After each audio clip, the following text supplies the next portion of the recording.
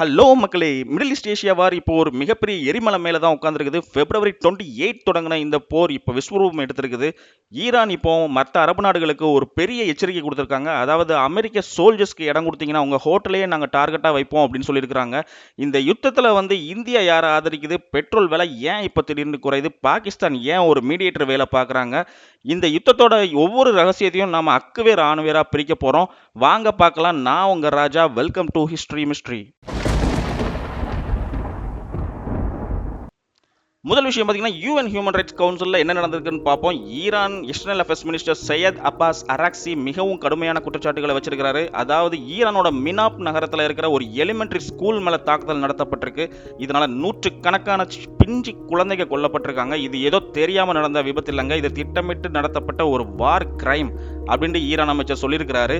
அது மட்டும் இல்லாமல் February 28 இந்த ஆக்கிரமிப்பு போரை தொடங்கினதே அமெரிக்காவும் இஸ்ரேலும் தான் அப்படின்றது தான் ஈரானோட வாதம். இதுதான் இப்போதைக்கு நடக்கிற ஒரு பெரிய ஹாட் நியூஸ். அதாவது பஹ்ரைன் அண்ட் யூஏல இருக்கிற ஹோட்டல் ஓனர்ஸுக்கு ஈரான் ஒரு வார்னிங் கொடுத்திருக்காங்க. காரணம் என்னன்னா, ஈரானோட மிசில் அட்டாக்கு பயந்து பல அமெரிக்க படைகள் அங்க சொகுசு ஹோட்டல்களில் தஞ்சம் புகுந்திருக்காங்க.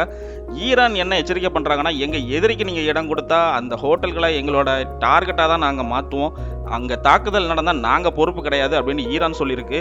இது அந்த நாட்டோட டூரிசத்தை ஃபுல்லாக தலைகீழ மாற்றிருக்குது. ஏன்னா ஒரு நாட்டுக்கு நீங்கள் ட்ராவல் பண்ணி போனீங்கன்னா, யூஏஇயோ இருக்கட்டும், பஹ்ரைனாக இருக்கட்டும், குவைட்டாக இருக்கட்டும், ஸோ அங்கே போனீங்கன்னா நீங்கள் ஹோட்டலில் தான் ஸ்டே பண்ணுவீங்க கரெக்டாக. இல்லைனா ஒரு பிஸ்னஸ் மீட்டுக்கு போறீங்கனாலும் ஒரு ஹோட்டலில் தான் ஸ்டே பண்ணுவீங்க. பட் அவங்க ஹோட்டலுக்கு இந்த மாதிரி வார்னிங் கொடுத்துருக்காங்க. ஃபார் எக்ஸாம்பிள் யோசிச்சு பாருங்கள், நீங்கள் தங்குற ஹோட்டல்லையே அமெரிக்காவோட மிலிட்டரிஸ் இருக்கிறாங்க அப்படின்னா அது ஒரு டார்கெட்டாக தான் ஈரான் நினைப்பாங்க. நாங்கள் மிசைல் லான்ச் பண்ணுறதுக்கு அதிகமாகவே வாய்ப்பு இருக்குது. அடுத்த விஷயம் என்னன்னா, இந்தியாவுக்கு இந்த வாரில் என்ன ரோல் இருக்குன்னு பார்த்தீங்கன்னா, இந்தியா இப்போ ஒரு ராஜதந்திர விளையாட்டை விளையாடிட்டு இருக்கிறாங்க. அதாவது இன்டர்நேஷனல் லெவலில் ஒரு க்ரூட் ஆயில் பீப்பாய்க்கு $122 வரைக்கும் கூடியிருக்குது. பட் நம்ம இந்தியா கவர்மெண்ட் மக்களுக்கு ஒரு பெரிய நிம்மதியை கொடுத்துருக்காங்க. அதாவது பெட்ரோல் மற்றும் டீசல் மீதான ஒரு எக்ஸைஸ் டியூட்டியை ₹10 வரைக்கும் கம்மி பண்ணியிருக்கிறாங்க. இந்த ஒரு குரூஷியலான வார் மூமெண்ட்ல ஒரு ₹10 பெட்ரோலுக்கு கம்மி பண்றது ஒரு நல்ல விஷயமா தான் பார்க்கப்படுது. மக்கள் மத்தியில் இதுக்கு பயங்கர வரவேற்பு இருக்கு.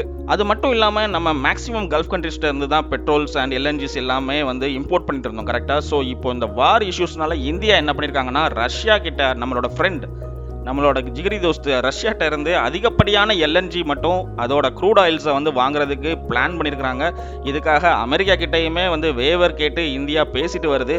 பட் எனக்கு புரியல, நம்ம வாங்குறதுக்கு ஏன் இவங்க அமெரிக்கா கிட்ட போய் பெர்மிஷன் கேட்குறாங்க அப்படின்றது. நாளுக்கு நாள் இந்த போர் பல நாடுகளுக்கு பரவிட்டு வருதுன்னு தான் சொல்லணும். ரீசெண்டாக பார்த்தீங்கன்னா, குவைட்ல உள்ள ஷுவாக்கி அப்படின்ற போர்ட்ல ட்ரோன் தாக்குதல் நடத்தப்பட்டிருக்குது. இதனால அங்கே உள்ள இன்ஃப்ரா மொத்தமாகவே சேதமாயிருக்குது. அது மட்டும் இல்லாமல் நம்ம ஈரான் தலைநகர் டெஹ்ரான்ல இருக்கிற பாகிஸ்தான் எம்பசிக்கு பக்கத்திலேயே குண்டு வெடிச்சிருக்குது. இது பாகிஸ்தானுக்கு பயங்கர ஒரு ஷாக் கொடுத்துருக்குது. ஆனால் பாகிஸ்தான் பிஎம் ஷெவாஸ் ஷெரீஃப் என்ன சொல்றாருன்னா, அமெரிக்காவுக்கும் ஈரானுக்கும் இடையிலான ஒரு மீடியேட்டரா நாங்கள் பேச்சுவார்த்தை நடத்துறதுக்கு தயாராக இருக்கோம்னு சொல்லியிருக்கிறாரு. அது மட்டும் இல்லாமல் இந்த பாகிஸ்தான் சொல்றத பார்த்தீங்கன்னா ஒரு சமாதான புறாவாகிறதுக்கு முயற்சி பண்றாங்க போல. அதே மாதிரி ஈரான் கட்டுப்பாட்டில் இருக்கிற இந்த ஸ்ட்ரெய்ட் ஆஃப் ஹோமோஸ் நம்ம பார்த்துருப்போம் முன்னாடி வீடியோவில், பார்க்காதவங்க கண்டிப்பாக பார்த்துருங்க. ஸோ அந்த வழியாக கப்பல்கள் போகிறதுக்கு இப்போ ஒரு 5 கண்ட்ரீஸ்க்கு ஈரான் அலோவ் பண்ணியிருக்காங்க. அதில் இந்தியாவும் ஒன்று. இது இந்தியாவோட மிகப்பெரிய ராஜதந்திர வெற்றின்னு தான் சொல்லணும். இவ்வளோ அப்டேட்ஸ் பார்த்துட்டு நம்ம ட்ரம்ப்போட அப்டேட் பார்க்காம இருந்தால் எப்படி? ட்ரம்ப் இப்போ ரீசெண்டாக ஒரு புது நிபந்தனைகளை வச்சிருக்காரு. அதாவது April 6 வரைக்கும் கெடு கொடுத்துருக்காரு ஈரானுக்கு.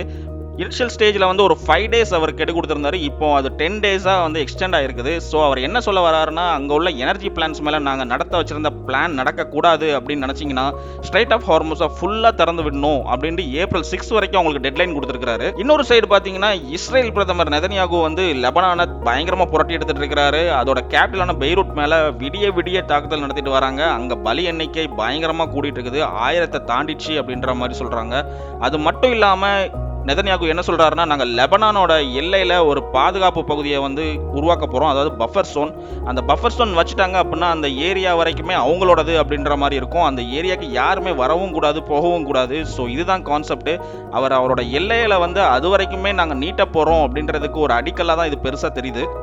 மக்களே, இந்த வார் எப்போ முடியும் தெரியாது. ஆனால் இந்தியா நம்ம இந்தியன்ஸ் மேலேயும் சரி, நம்ம நாட்டோட எரிசக்தி சக்திகளையும் சரி ரொம்ப உறுதியாக இருக்கிறாங்க. ஏன்னா 9000 பேர் ஈரானில் இது வரைக்கும் இந்தியன்ஸ் ஒர்க் பண்ணுறாங்க. அதில் 1000 பேர் ஏற்கனவே மீட்கப்பட்டிருக்காங்க ஈரான்ல இருந்து. அதாவது ஈரான்ல இருந்து டைரக்டாக மீட்கப்படலனாலும் அசர்பைஜான், அர்மீனியா அந்த மாதிரி கண்ட்ரிஸ் மூலமாவது இந்தியா கொண்டு வந்துட்டு தான் இருக்கிறாங்க. ஒரு பக்கம் சமாதானம் பேசினாலும் இன்னொரு பக்கம் ரஷ்யா கிட்ட இருந்து எண்ணெய் வாங்கி நம்ம பொருளாதாரத்தையுமே ஸ்டேபிளாக தான் வச்சிருக்குது மோடியோட கவர்மெண்ட். இந்த வாரில் உங்களோட கருத்து என்ன? பெட்ரோல் விலை குறைப்பு உங்களுக்கு உதவியா இருக்குதா கமெண்ட்ல சொல்லுங்க. மறக்காம நம்ம சேனலை சப்ஸ்கிரைப் பண்ணுங்க. அது எனக்கு இன்னும் மோட்டிவேஷனை கொடுக்கும். அடுத்த அப்டேட்டோட சீக்கிரம் வர்றேன். Thank you, bye bye.